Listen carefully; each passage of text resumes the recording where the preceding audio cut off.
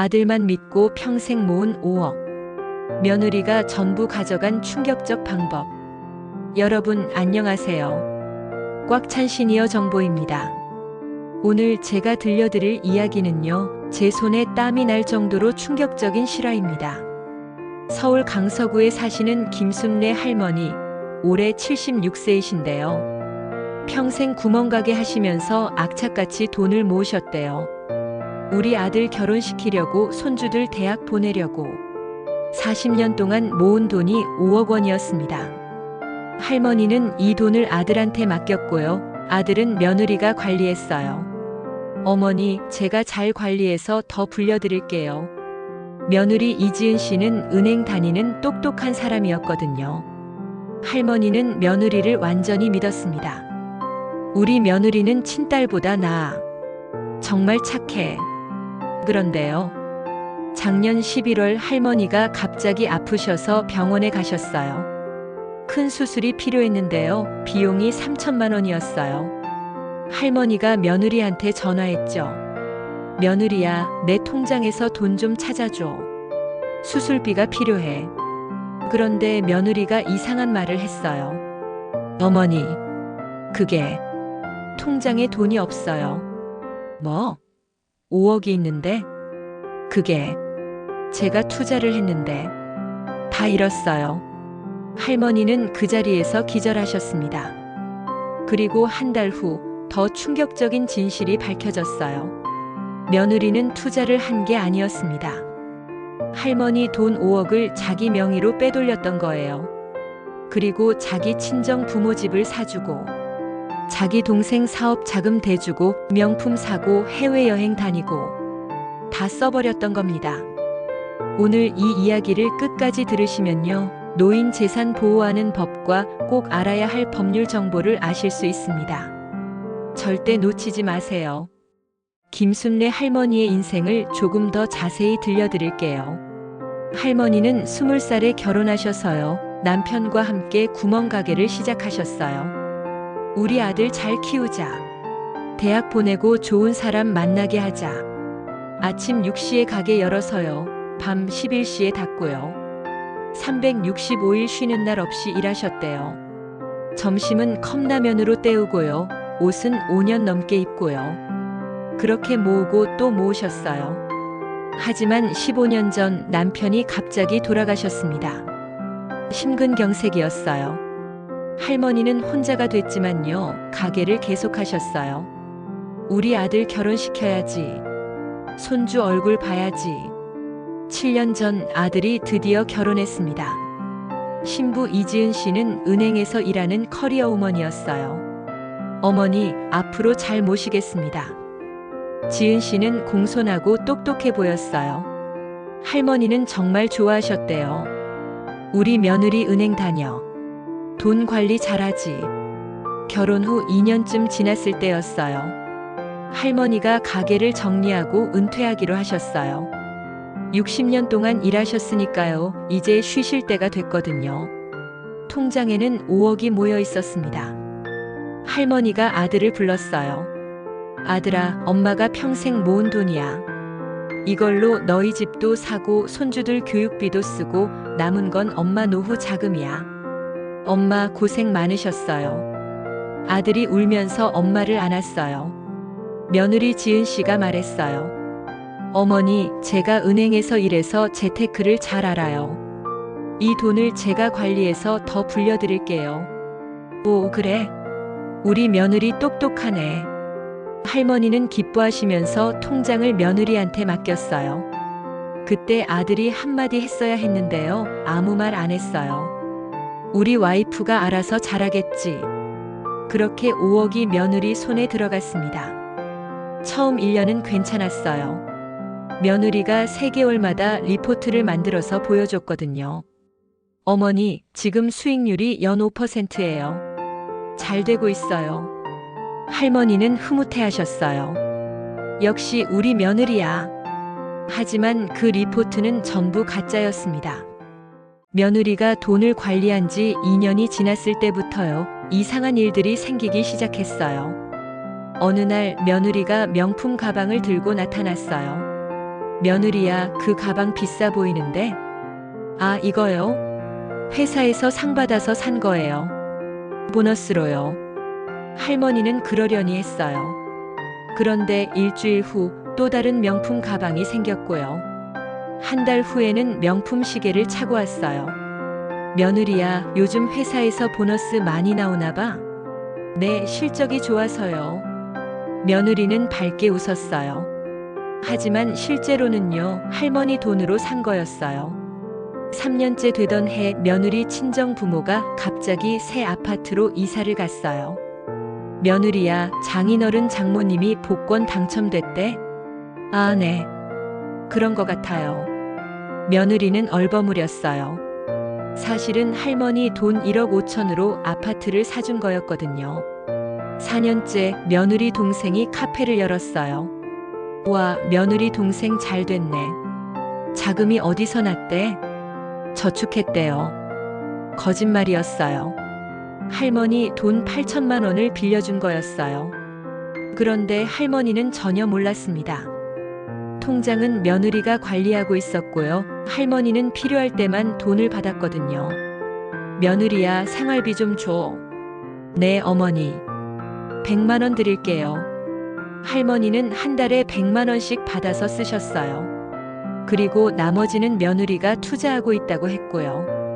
5년째 되던 작년 며느리 가족이 해외여행을 갔어요. 유럽 2주 패키지였는데요. 일행이 6명이었어요.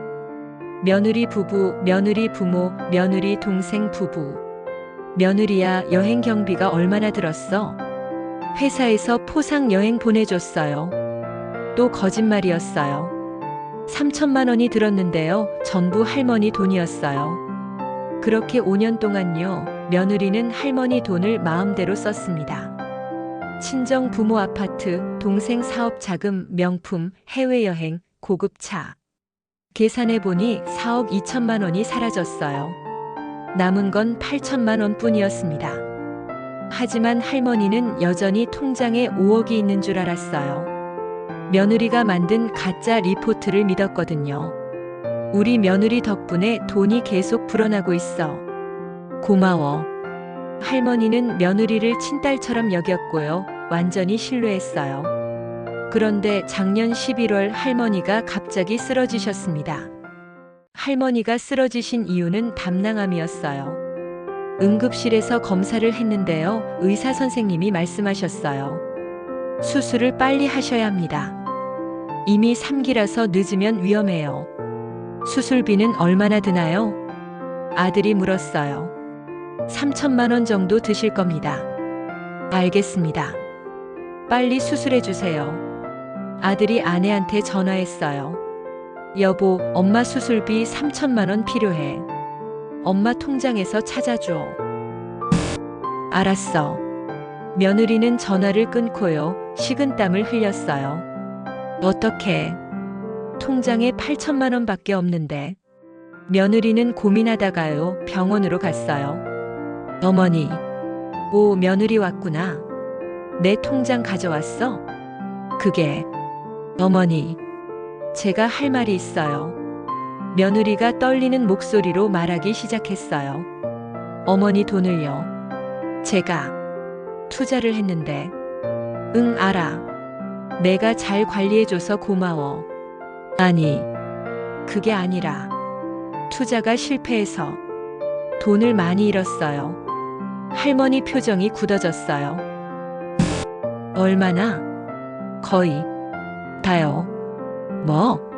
할머니 목소리가 떨렸어요. 5억 중에 얼마나 남았는데? 8천만 원이요. 할머니는 그 자리에서 숨이 막혔어요. 4억이 없어졌다고. 죄송해요, 어머니. 뭘로 투자했는데?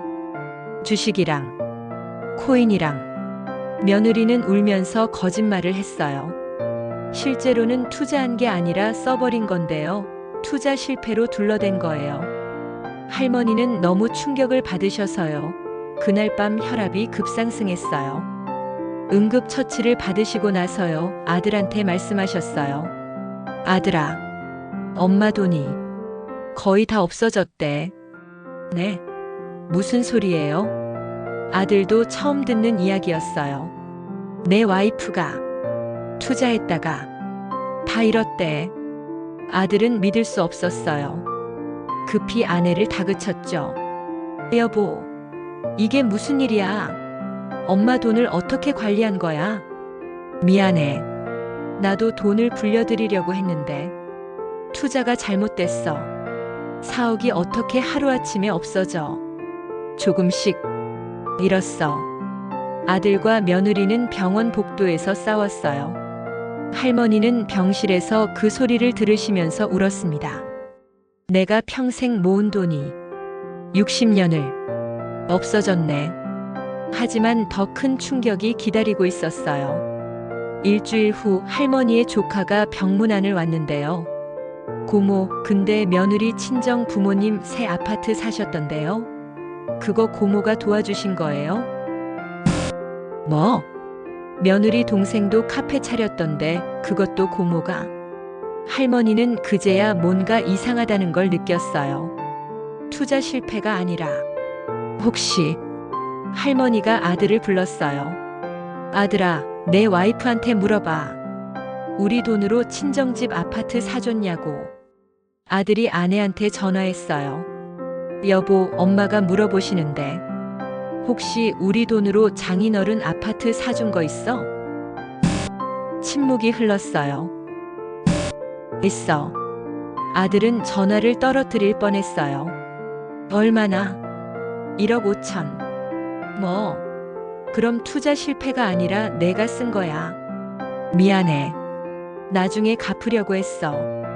아들은 그날 밤 잠을 못 잤어요. 다음 날 모든 걸 조사하기 시작했습니다.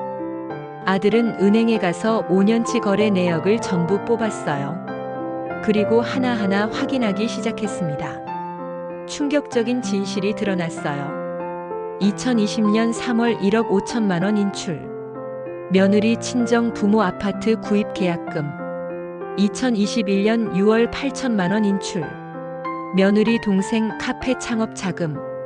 2021년 9월 3천만 원 인출. 며느리 가족 유럽 여행 경비. 2022년 1월 12월 매달 300에서 500만 원 인출. 명품 가방, 옷, 시계, 신발 구입. 2023년 3월 5천만 원 인출. 며느리 명의 고급 수입차 구입. 2023년 7월 3천만 원 인출. 며느리 친정 동생 결혼 자금 지원. 합계 4억 2천만 원. 아들은 거래 내역을 보면서 손이 떨렸어요. 이게 다 우리 엄마 돈이었어. 아들이 아내를 불렀어요. 여보, 이거 다 설명해봐. 며느리는 더 이상 거짓말할 수 없었어요. 미안해. 미안하다고? 엄마 평생 모은 돈을 내 친정집 아파트 사주고 내 동생 사업 자금 대주고 명품 사고 차 사고. 이게 말이 돼? 나도 나중에 갚으려고 했어. 어떻게 갚을 건데? 4억을 내 월급으로. 며느리는 아무 말도 못했어요. 아들이 계속 다그쳤어요. 그럼 엄마한테 투자 실패라고 거짓말한 건? 그냥 말하면 너희가 이혼하자고 할 것 같아서. 당연히 이혼이지. 이건 횡령이야. 범죄라고. 아들은 며느리를 내쫓았어요. 그리고 엄마 병실로 갔습니다. 엄마, 죄송해요. 제가 제대로 관리를 못해서. 아들이 무릎을 꿇고 울었어요. 할머니는 아들 손을 잡으셨어요. 아들아, 내 잘못이 아니야. 엄마 돈을 어떻게 이렇게. 이제 어떻게 하지? 할머니는 막막했어요. 수술비 3천만 원은요, 남은 돈 8천만 원에서 쓸 수 있었어요. 하지만 수술 후 항암 치료비, 생활비, 앞으로의 노후 자금 8천만 원으로는 턱없이 부족했습니다. 아들아, 엄마가 평생 모은 돈이 이렇게 허무하게. 할머니가 울기 시작하셨어요. 아들도 같이 울었어요. 그런데 그때 병실 문이 열리면서 한 사람이 들어왔어요. 할머니 조카였는데요, 변호사였어요. 고모, 제가 다 들었어요. 이거 법적으로 해결할 수 있어요. 법적으로? 네. 며느리가 한 건 횡령이고 배임이에요. 형사고소 가능하고요. 민사소송으로 돈도 돌려받을 수 있어요. 할머니는 눈이 커졌어요. 정말? 네. 제가 도와드릴게요. 일단 증거를 모아야 해요. 그날부터 아들과 조카 변호사는 증거를 모으기 시작했습니다. 은행 거래 내역, 며느리 친정 부모 아파트 등기 부등본, 며느리 동생 카페 사업자 등록증, 명품 구입 영수증, 차량 등록증. 모든 게 증거였어요. 조카 변호사는 2주 동안 증거를 완벽하게 정리했어요. 그리고 며느리를 불렀습니다. 이지은 씨, 이제 선택하세요. 형사고소 당할래요? 아니면 합의할래요? 며느리는 겁에 질렸어요. 합의할게요. 좋아요. 그럼 4억 2천만 원 전액 변제 계획을 세워야 해요. 전액요? 그게 어떻게? 당신 친정 부모 아파트 팔면 1억 5천, 당신 차 팔면 5천, 동생한테 받으면 8천. 이렇게 하면 2억 8천은 나와요. 나머지는요? 당신이 갚아야죠. 월급에서 매달 200만 원씩 7년 동안. 며느리는 고개를 숙였어요. 하지만 거부할 수 없었어요. 형사고소 당하면 감옥 가는 거니까요. 며느리는 합의서에 서명했습니다. 제가 친정 부모님한테 어떻게 말하죠? 그건 당신 문제예요. 당신이 남의 돈으로 사준 거잖아요. 조카 변호사는 단호했어요. 며느리는 그날 밤 친정 부모님을 찾아갔습니다. 아빠, 엄마, 죄송해요. 아파트를 팔아야 해요. 뭐? 왜? 시어머니 돈으로 산 거였어요. 이제 돌려드려야 해요. 친정 부모는 충격을 받았지만요, 어쩔 수 없었어요. 아파트를 팔면 원래 살던 작은 빌라로 다시 돌아가야 했고요. 며느리 동생도 카페를 정리해야 했어요. 누나, 내가 이제 다 갚아야 해? 응. 미안해. 누나가 잘못했어. 동생은 원망스러웠지만요, 카페 매각 대금으로 8천만 원을 돌려줬어요. 한 달 후 며느리는 2억 8천만 원을 할머니 계좌로 입금했습니다. 할머니는 통장을 보시면서 울었어요. 그래도 이것이라도 돌아왔네. 하지만 아직 1억 4천만 원이 남았어요. 며느리는 매달 200만 원씩 갚기로 했지만요, 7년이 걸리는 일이었어요. 조카 변호사가 말했어요. 고모, 일단 급한 불은 껐어요. 수술비랑 당분간 생활비는 확보하셨고요. 나머지는 천천히 받으시면 돼요. 고마워. 내가 없었으면 어쩔 뻔했니? 고모, 그런데 이제부터가 중요해요. 재산 관리를 제대로 하셔야 해요. 변호사는 할머니께 여러 제도를 알려드렸어요. 첫째, 성년후견제도. 나이 들어서 판단력 떨어지면요, 법원이 후견인을 지정해줘요. 후견인이 재산을 관리하고 보호해줘요. 자녀라도 함부로 재산 못 쓰게 해요. 둘째, 신탁제도. 은행에 재산을 맡기고요, 용도를 정해놔요. 생활비는 매달 자동 지급. 큰 돈 쓸 때는 은행 승인 필요. 남이 마음대로 못 써요. 셋째, 유언장 작성. 공증받은 유언장 쓰면요, 내가 원하는 대로 재산 분배돼요. 자식이라도 마음대로 못해요. 넷째, 금융거래 한도 설정. 통장에서 하루에 인출할 수 있는 금액 제한. 큰 돈 움직이려면 본인 은행 방문 필수. 보이스피싱, 금융 사기 예방에도 좋아요. 할머니는 하나하나 메모하셨어요. 이런 제도가 있는 줄 몰랐네. 진작 알았으면. 고모, 지금이라도 늦지 않았어요. 지금부터 하시면 돼요. 할머니는 조카의 도움으로 신탁제도를 신청했어요. 남은 2억 8천만 원을 신탁계좌에 넣고요. 매달 생활비 150만 원씩만 자동으로 나오게 했어요. 큰 돈이 필요할 때는요, 할머니가 직접 은행에 가서 용도를 설명하고 인출해야 해요. 이제는 누가 함부로 할머니 돈을 못 쓰게 됐습니다. 그리고 며느리와는 이혼 절차를 밟았어요. 아들이 말했어요. 엄마, 저는 다시는 결혼 안 할게요. 엄마만 잘 모실게요. 아니야, 아들아. 너도 행복하게 살아야지.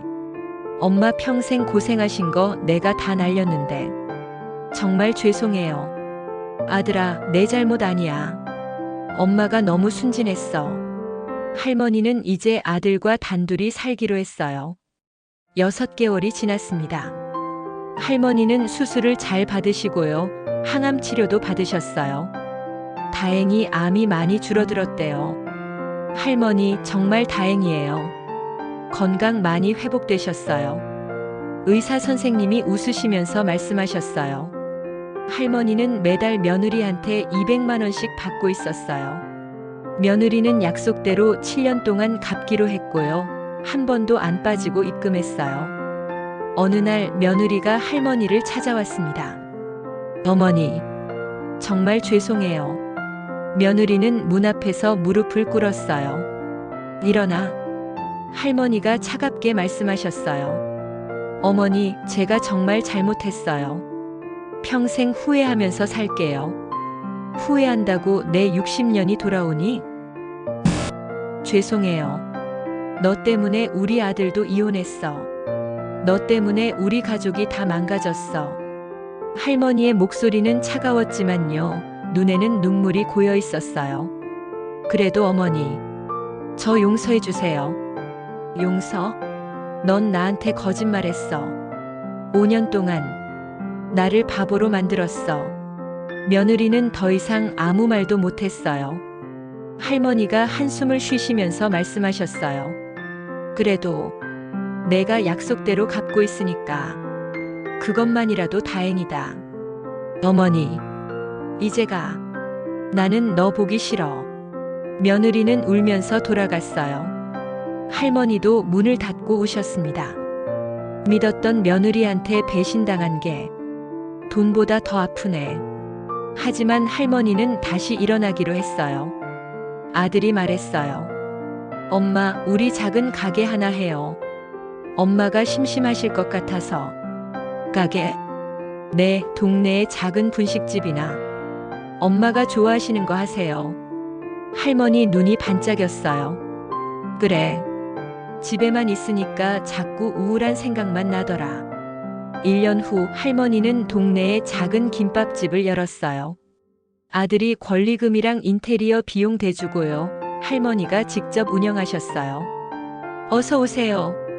할머니는 다시 일하시면서 활기를 찾으셨어요. 손님들도 할머니를 좋아했고요. 장사도 잘 됐어요. 사장님, 여기 김밥 진짜 맛있어요. 고마워요. 자주 와요. 할머니는 웃으시면서 손님들을 대하셨어요.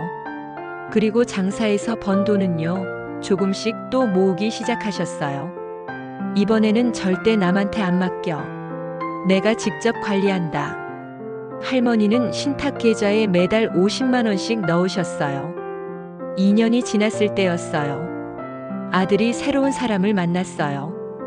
같은 동네에 사시는 40대 중반 여성이었는데요. 혼자 아이를 키우는 싱글맘이었어요. 엄마, 제가 좋아하는 사람이 생겼어요. 그래? 어떤 사람인데? 착하고 따뜻한 사람이에요. 그리고 엄마를 정말 존경한대요. 아들이 데려온 여성은 정말 따뜻한 사람이었어요. 어머니, 저는 혼자 아이 키우면서 정말 힘들었어요. 그래서 어머니 같은 분들 존경해요. 평생 고생하시면서 자식 키우신 거. 할머니는 그 여성이 진심인 걸 느꼈어요. 우리 아들 잘 부탁해요. 네, 어머니. 제가 잘할게요. 그리고 어머니 재산에는 관심 없어요. 저는 제가 번 돈으로 살아요. 할머니는 안심이 됐어요. 1년 후 아들이 재혼했습니다. 새 며느리는 정말 할머니를 잘 모셨어요. 매주 와서 청소도 도와드리고요. 병원도 같이 가드리고요. 무엇보다요, 할머니 돈에는 절대 손도 안 댔어요. 어머니, 제가 벌어서 드릴게요. 어머니 돈은 어머니 거예요. 할머니는 행복했습니다. 그리고 5년이 지난 지금요. 전 며느리는 약속대로 1억 4천만 원을 다 갚았어요. 마지막 200만 원을 입금하고요. 전화를 걸었어요. 어머니, 다 갚았어요. 그래. 어머니 정말 죄송했어요. 평생 죄책감 안고 살게요. 이제 너도 내 인생 잘 살아라. 할머니는 전화를 끊으셨어요. 그리고 통장을 보시면서 중얼거리셨어요. 돈은 다 돌아왔지만 믿음은 안 돌아오네. 하지만 할머니는 이제 괜찮으셨어요. 새 며느리가 있고요. 아들이 있고요. 손주가 있고요. 그리고 무엇보다요. 할머니 자신이 다시 일어났으니까요. 여러분, 이 이야기가 남의 일 같으신가요? 절대 아닙니다. 대한민국에서 매년 노인 재산 피해가 3조 원이 넘어요. 보이스피싱만이 아니에요. 가족에 의한 재산 피해가 가장 많습니다. 아들, 딸, 며느리, 사위, 손자, 손녀. 믿었던 가족이 노인의 재산을 가져가는 경우가 너무 많아요. 김순례 할머니는 그래도 운이 좋았어요. 변호사 조카가 있었고요. 법적으로 대응할 수 있었고요. 돈을 돌려받았어요. 하지만 대부분은 그렇지 못해요. 가족이니까 참고, 가족이니까 못 고소하고, 가족이니까 울면서 당하고. 그러다가 평생 모은 재산을 다 잃고요. 말년을 비참하게 보내세요. 오늘 제가 알려드리는 정보들을요, 꼭 실천하세요. 여러분의 노후가 달려 있습니다. 노인 재산 보호 7계명. 1. 절대 통장을 남에게 맡기지 마세요.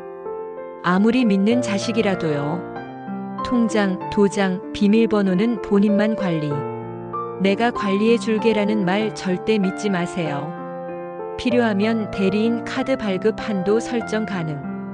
만약 맡겨야 한다면 반드시 서면 계약서 작성. 3개월마다 거래 내역 확인. 제3자 변호사, 회계사 입회.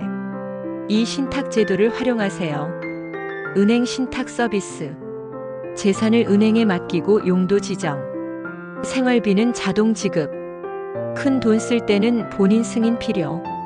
수수료 연 0.10, 5%. 신탁 가능한 것. 현금, 부동산, 주식, 보험금, 연금. 신탁 장점. 가족도 함부로 못 씀. 치매 걸려도 보호됨. 보이스피싱 예방. 삼성년 후견제도 알아두세요. 이런 분들 필요해요. 치매 초기 진단받으신 분. 판단력이 떨어지시는 분. 혼자 재산 관리 어려우신 분. 신청 방법. 가정법원에 신청. 의사 진단서 필요. 후견인 지정 가족 또는 전문가. 후견인이 하는 일. 재산 관리. 법률 행위 대리. 중요한 결정 도움. 중요 후견인도 함부로 재산 못 써요. 법원 감독 받음. 횡령하면 처벌. 4. 재산 관리 분산하세요. 한 곳에 몰아두지 마세요. 분산 전략. 생활비 통장 월 200만 원 필요한 만큼만. 예금 계좌 3천만 원 비상금. 신탁 계좌 2억 노후 자금. 부동산 집 거주용. 이렇게 하면 한 곳이 털려도 다른 곳은 안전. 보이스피싱 피해 최소화. 가족 횡령 예방. 5. 자녀에게 증여할 때 조건 붙이세요. 무조건 주지 마세요. 증여 계약서에 꼭 넣을 조건. 부양 의무 매주 방문, 생활비 지원 등. 반환 조건 부양 안 하면 돌려받기. 용도 지정집 구입용, 사업 자금 등. 공증 필수. 계약서는 반드시 공증. 나중에 법적 효력. 6. 정기적으로 재산 점검하세요. 3개월마다 체크 모든 통장 잔액 확인, 부동산 등기 부등본 열람, 신용카드 사용 내역 대출 여부 확인, 보험 계약 확인. 이상한 점 발견되면 즉시 은행에 문의. 가족에게 추궁. 필요하면 변호사 상담. 7. 유언장 꼭 쓰세요. 공증 유언장 작성. 재산 분배 방법 명시. 특정인 제외 가능. 조건부 상속 가능. 유언장에 쓸 내용. 평생 모은 재산은 나를 잘 모신 자녀에게만 상속한다. 나를 학대하거나 재산을 빼돌린 자녀는 상속에서 제외한다. 재산은 신탁으로 관리하며 배우자 사망 후 자녀에게 분배한다.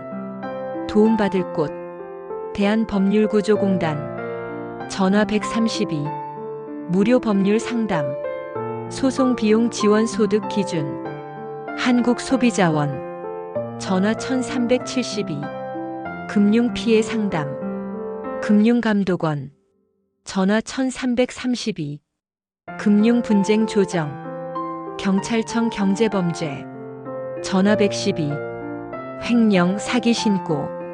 그리고요, 이 영상 꼭 주변에 공유해주세요. 특히 혼자 사시는 어르신들께요. 한 사람이라도 재산 지킬 수 있다면요, 오늘 이 영상에 의미가 있는 거예요. 김순례 할머니는 지금 작은 김밥집 하시면서요, 행복하게 사세요. 돈은 많이 잃었지만요, 다시 일어나셨어요. 그리고 이제는 아무도 할머니 재산을 함부로 못 건드려요. 신탁계좌로 보호받고 계시거든요. 여러분도 할 수 있습니다. 나이가 많아도요, 건강이 안 좋아도요, 혼자여도요. 당신의 재산은 당신이 지킬 권리가 있습니다. 오늘 하루도 건강하고 안전하게 보내세요. 그리고 꼭 기억하세요. 내 돈은 내가 지킨다. 구독 살짝 부탁드립니다. 꽉 찬 시니어 정보였습니다.